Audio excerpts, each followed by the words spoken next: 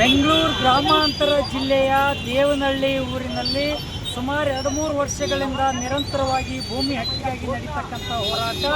ಆ ಹೋರಾಟ ನಡೀತಕ್ಕಂಥದ್ದು 13 ಹಳ್ಳಿಯ ರೈತರು 1777 ಎಕರೆ ಭೂಮಿ ಉಳಿವಿಗಾಗಿ, ಅದು ಫಲವತ್ತಾದ ಭೂಮಿಯನ್ನು ಕಸ್ಕೊಳ್ಬಾರ್ದು ಅಂತಕ್ಕಂಥ ಸ್ವಾಧೀನ ಮಾಡಿಕೊಳ್ಳಲ್ಪಟ್ಟಿರ್ತಕ್ಕಂಥ ನೀತಿಯಲ್ಲಿ ಇದನ್ನು ರೈತರು ಧೋರಣೆಯಾಗಿದೆ. ಇವತ್ತು 2013ರ ಭೂ ಸ್ವಾಧೀನ ಕಾಯ್ದೆ ಏನಿದೆ ಅದು ಇವತ್ತು ವಿರೋಧಿಯಾಗಿದೆ ಅಂತಕ್ಕಂಥ, ವಿರುದ್ಧವಾಗಿದೆ ಅಂತಕ್ಕಂಥ ಮಾತನ್ನು ಇವತ್ತಿನ ಸಂದರ್ಭದಲ್ಲಿ ಇವತ್ತು ನಾವು ಮಾತಾಡಬೇಕಾದಂಥ ಪರಿಸ್ಥಿತಿ ನಿರ್ಮಾಣ ಆಗಿದೆ. ಇವತ್ತು ಅವತ್ತಿನ ಹೋರಾಟ ನಡೆಯುವಂಥ ಸ್ಥಳದಲ್ಲಿ ಯಾವ BJP ಸರ್ಕಾರ ಇತ್ತು ಕರ್ನಾಟಕ ರಾಜ್ಯದಲ್ಲಿ, ಅಂದಿನ BJP ಸರ್ಕಾರದಲ್ಲಿ ವಿರೋಧ ಪಕ್ಷ ನಾಯಕರಾಗಿರ್ತಕ್ಕಂಥ ಮಾನ್ಯ ಸಿದ್ದರಾಮಯ್ಯನವರು ಅವತ್ತ ಹೋರಾಟದ ಸ್ಥಳಕ್ಕೆ ಭೇಟಿ ಕೊಟ್ಟು ಈ ಫಲವತ್ತಾದ ಭೂಮಿ, ಒಂದು ತುಂಡು ಭೂಮಿನೂ ಕೂಡ ಯಾವುದೇ ಕಾರಣಕ್ಕೂ ಸ್ವಾಧೀನ ಮಾಡೋಕ್ಕೆ ಬಿಡೋದಿಲ್ಲ.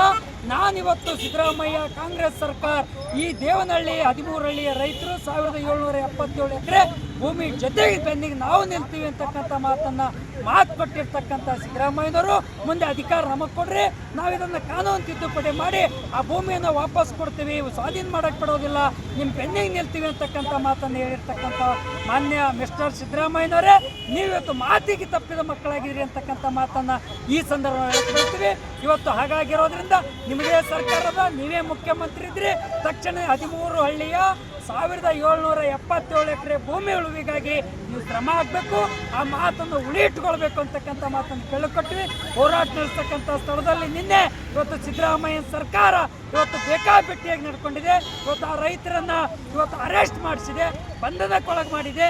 ಇವತ್ತು ನಾವು ಹೇಳ್ತಾ ಇದ್ದೀವಿ, ರೈತ ವಿರೋಧಿ ನೀತಿಯನ್ನು ರಾಜ್ಯ ಸರ್ಕಾರ ನಿಲುವನ್ನು ಖಡಾಖಂಡಿತವಾಗಿ ಸಂಯುಕ್ತ ಹೋರಾಟ ಕರ್ನಾಟಕ ಇವತ್ತು SKM ಅನ್ನು ಇವತ್ತು ಕರ್ನಾಟಕ ಸಂಯುಕ್ತ ಹೋರಾಟ ಕರ್ನಾಟಕ ಕಲಬುರಗಿ ಜಿಲ್ಲಾ ಸಮಿತಿ, ಸಂಚಾಲನ ಸಮಿತಿ ಎಲ್ಲ ಸಂಘಟನೆಗಳನ್ನು ಜಂಟಿಯಾಗಿ ಖಡಾಖಂಡಿತ ಖಂಡಿಸ್ತೀವಿ.